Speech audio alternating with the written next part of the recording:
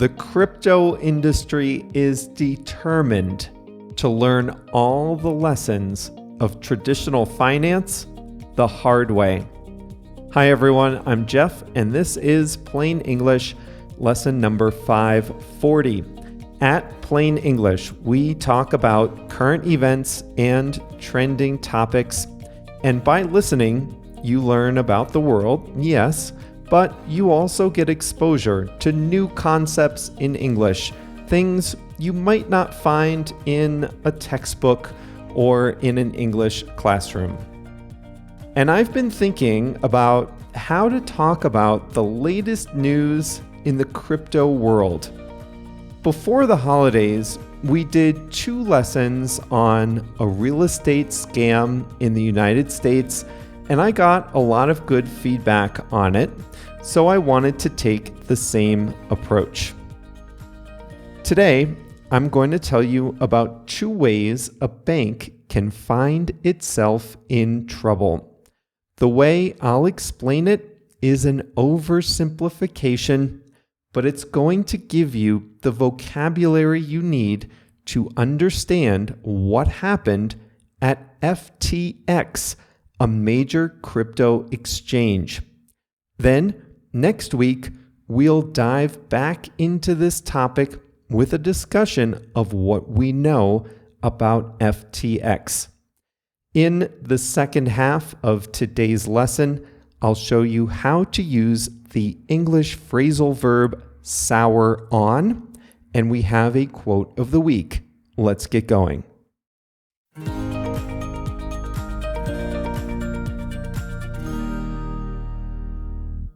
This is basically how a bank works. A bank opens its doors to the public and takes deposits from customers. The customers give the bank their money for safekeeping. Maybe the customers get some low rate of interest on their deposits, but the real purpose of making a deposit is to safeguard money. The customers have the right to withdraw their money at any time, but realistically, most customers just keep their money there. If they withdraw it, they take it out a little at a time. The bank then decides to take the pile of money from depositors and they lend it out to other people. Those people might be small business owners, real estate developers, or simply families looking to buy a home. They borrow money from the bank today, and they pay it back over the long run with a higher rate of interest. Now, the bank takes the interest payments from the borrowers and spends it on things like branches, vaults, expensive technology, and a lot of people to make the system run smoothly. The bank also keeps some of it as profit. From the bank's perspective, this is called borrowing short and lending long. They start by getting short-term money from depositors. The depositors can ask for their money back any day they like, on a moment's notice, really short term. But banks lend long. They give money to others, but they, the banks, don't get that money back for a long time. A problem develops when, for some reason, or for no reason at all, some depositors lose confidence in the bank or in the system. When that happens, they rush to the bank and ask for all their money back that same day. The first people who do this get their money back. But if enough depositors do this, then some of them don't get their money back right away. That's because the bank doesn't have all their money in the safe. Remember, they lent it out to long-term borrowers, so only some depositors will get their money back on the day they ask for it. Other borrowers won't get their money back that same day, even though they were promised access to it. Panic ensues, and there is a crisis. A banking crisis can take one of two forms. The crisis can be a liquidity crisis or a solvency crisis. Liquidity is the word we use to describe the ability to turn assets into usable cash money. So let's say you own a house, free and clear, that's worth $100,000. And let's say you also have $20,000 in the bank. Now let's say you have an emergency and you need to come up with $50,000 by the end of the week. No problem, right? Your net worth is over $100,000, so spending $50,000 should be no problem. Actually, yes, it is a problem. Your biggest asset is a house, and you can't sell a house for cash money by the end of the week. You have the value, but you don't have the cash. You could get the money eventually, but you can't get it right now. You have a liquidity problem. Well, banks face liquidity problems when their depositors all ask for their money back at once. The bank can give them their money back, they just can't do it today or tomorrow. They have to wait for their long-term borrowers to pay back their loans first. That might take years, but the bank will get the money back. It's just a question of timing. Depositors don't want to hear that. They don't want to wait. They rightly say the bank promised them immediate access to their money, so they would like their money now, please, and all of it. In a liquidity crisis, a smart outside investor or the government might dispassionately analyze the situation and say, hey, this bank will get all the money back. They just need a little help in the short term to pay their cranky depositors. I'll lend money to the bank to help them through the crisis. The bank says, thank you very much, and the bank is saved. It's saved because all the money does come back from the borrowers over the long term. Now, this is a simplification, but it's basically what happens. A solvency crisis is different.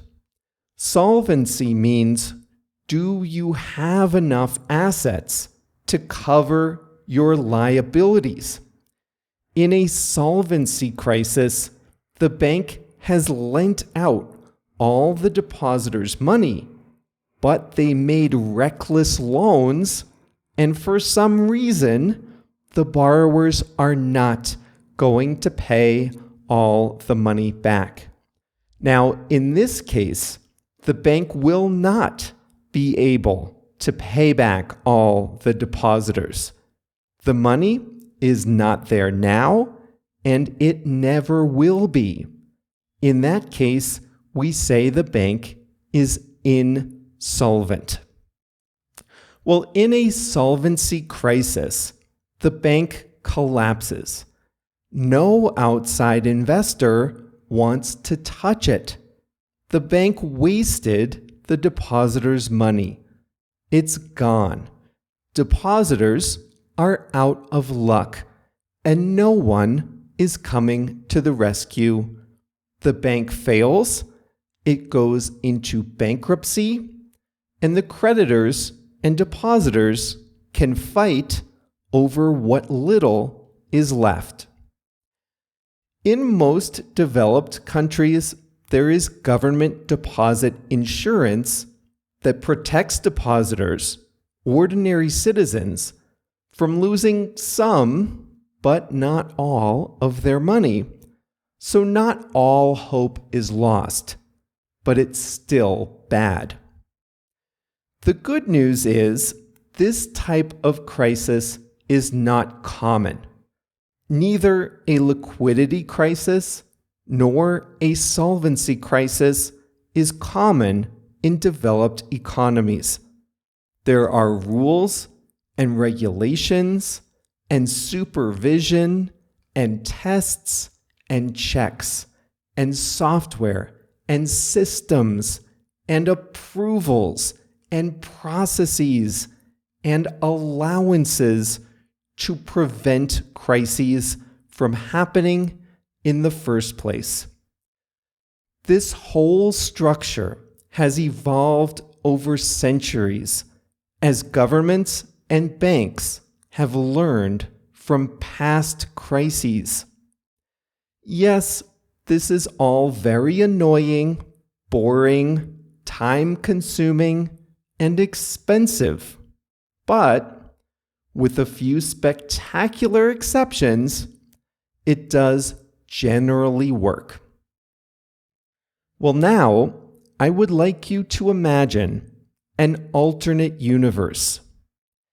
In this alternate universe, a bunch of people under the age of 30 decide they know better than the accumulated knowledge of decades or centuries of lessons of traditional finance.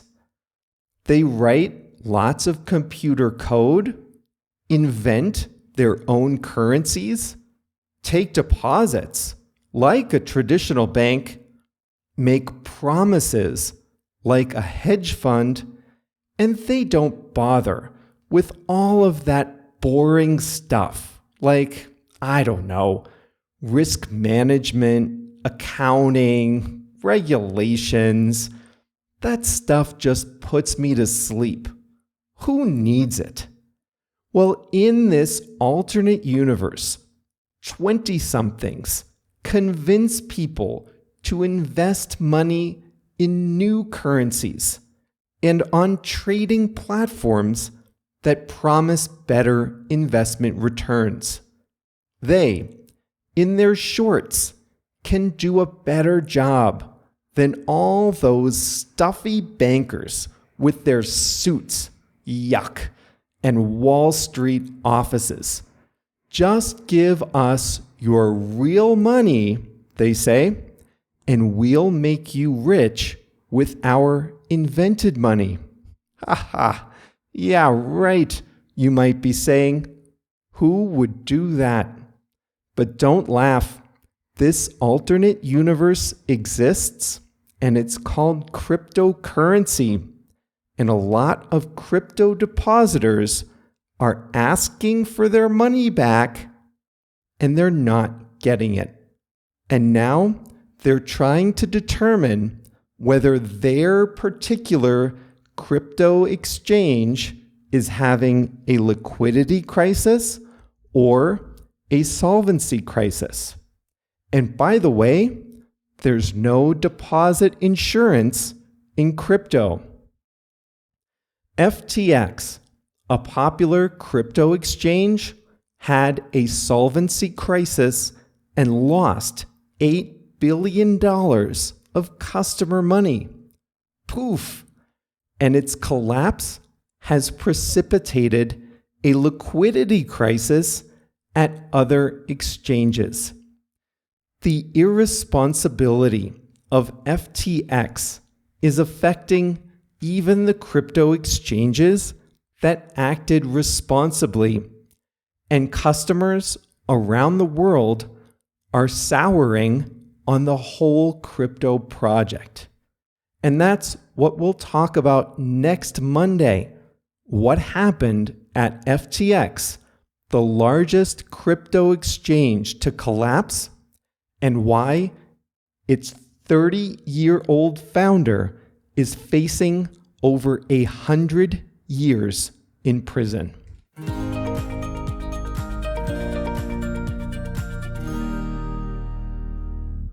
Bitcoin is like the stodgy old man of cryptocurrencies. Bitcoin can actually be used for things, unlike most cryptocurrencies. For example, you can buy a pupusa with Bitcoin in El Salvador. Anyway, Bitcoin's price is down 75% from its peak, and this is the useful one. I want you to know I'm not against cryptocurrencies, but if you are a true believer in crypto, you have to look at what some people in the industry are doing, and you have to admit that they are bringing the whole thing down.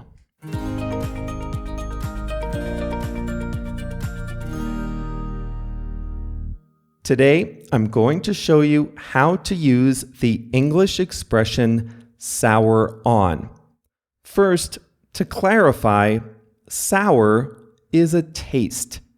It can be a good taste, like lemon, or a bad taste, like milk that has gone bad. Actually, milk is a great example. I love milk. I drink it every day. I have it with dinner, and I don't care if people think that makes me like a 10-year-old boy. I drink it. Well, milk, when it's fresh, is good, wholesome, healthy, and delicious. But after some time, it's not. It goes bad. It becomes sour. You don't want to drink it. It tastes and smells bad. So it starts good and then gets sour. It gets bad. Well, sour on describes a person's attitude and how their attitude changes. When you sour on something, you had a good attitude toward that thing, but then your attitude turns. Then you become unhappy with it.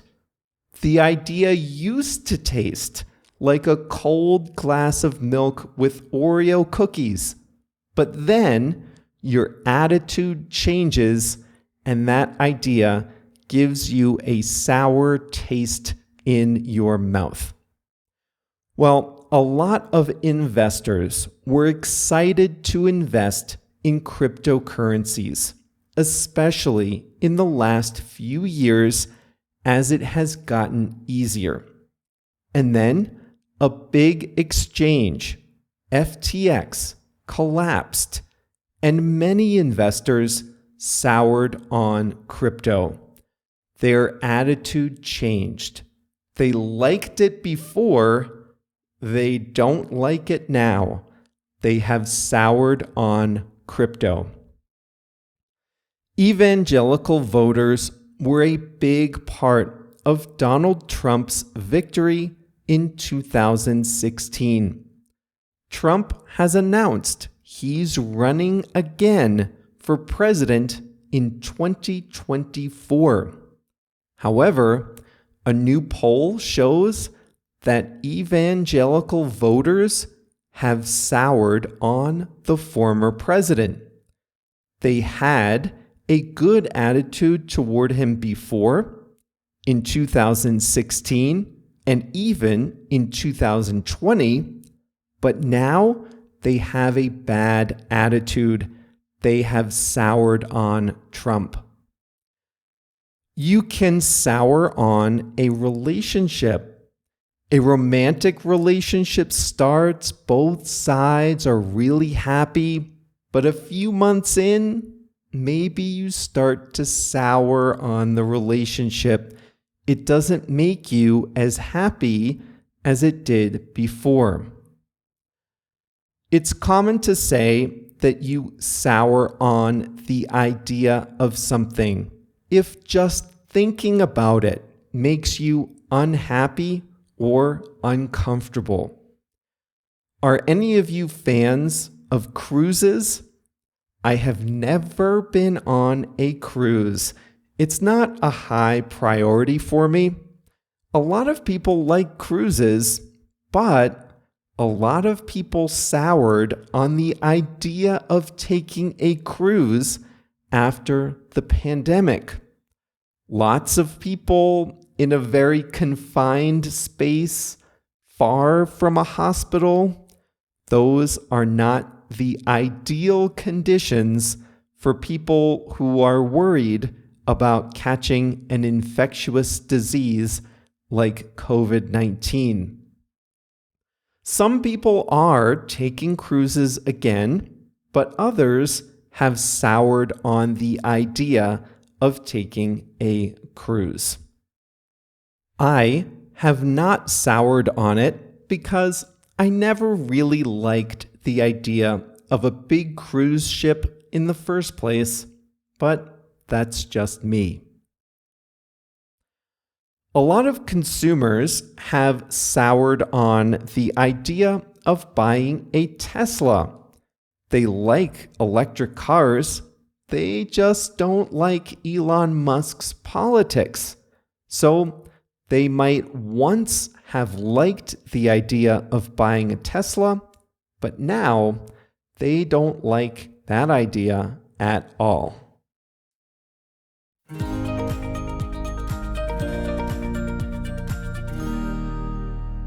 Today's quote is about banking. It's from Walter Bagehot, an English journalist who lived in the 1800s. But his words about banking are true today, even if Bagehot couldn't imagine a world of cryptocurrencies. He said, "Adventure is the life of commerce, but caution is the life of banking." Adventure is the life of commerce, so businesses, especially new ones, like to take risks. But caution is the life of banking. In other words, Bagehot was warning not to let the risk-taking spirit of commerce into the world of banking. Adventure is the life of commerce, but caution is the life of banking. True words even today from Walter Bagehot. And that brings us to the end of today's lesson. Remember, today's topic about banking, yawn, is just setting the table for next Monday when we'll talk about the collapse of FTX, the cryptocurrency exchange run by Sam Bankman-Fried. But you need to know these words and ideas if you want to understand what's happening with FTX. So go back and listen, read the transcript, and that's how you know how we spell solvency, all that stuff. Read the transcript at plainenglish.com/540, and then you will be ready for number 542 next week. The transcript is free. All 540 lesson transcripts are free online at plainenglish.com. Just join us as a free member and you'll have access to all the transcripts on the website. But before we go back into the world of finance, we'll go into the world of Winnie the Pooh. And I'm not joking. That's on Thursday. Just you wait. See you then.